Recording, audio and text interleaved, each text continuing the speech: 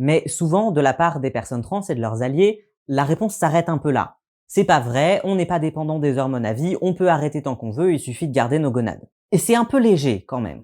C'est un peu léger déjà parce que ce n'est pas systématique. Mon expérience personnelle et ce qui se dessine de plus en plus dans la recherche, c'est qu'il est vrai que dans une majorité de cas, il est possible d'arrêter son THS pour revenir à sa production d'hormones naturelles si on le souhaite tant qu'on a gardé nos gonades.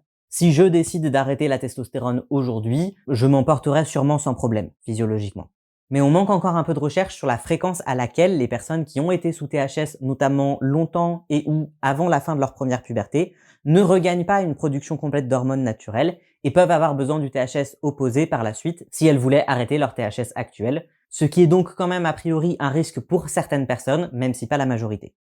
C'est un peu léger ensuite parce qu'un certain nombre de personnes trans font effectivement retirer leurs gonades pour de diverses raisons. Notamment chez les femmes trans où cette procédure est nécessaire à la majorité des opérations génitales, et évidemment les personnes trans qui font ces opérations méritent aussi de voir leur droit à la transition médicale défendu. Donc dire ce n'est pas un problème parce qu'on peut garder nos ovaires, sous-entendu votre argument est valable pour les personnes qui ne le font pas, ça me dérange un peu.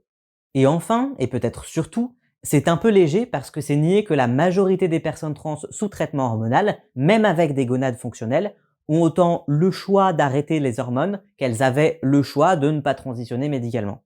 Oui, elles peuvent arrêter leur THS sans souffrir d'un manque d'hormones sexuelles directement dommageable à leur santé physiologique.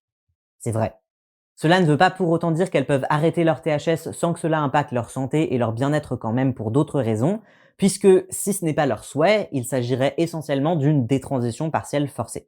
Arrêter son THS dans ce contexte changerait leur fonction corporelle et leur apparence d'une manière qu'elles ne veulent pas, qui pourrait impacter leur passing et donc leur sécurité, et qui, chez les hommes trans, pourrait aussi résulter en des choses comme plus de risques de grossesse, etc.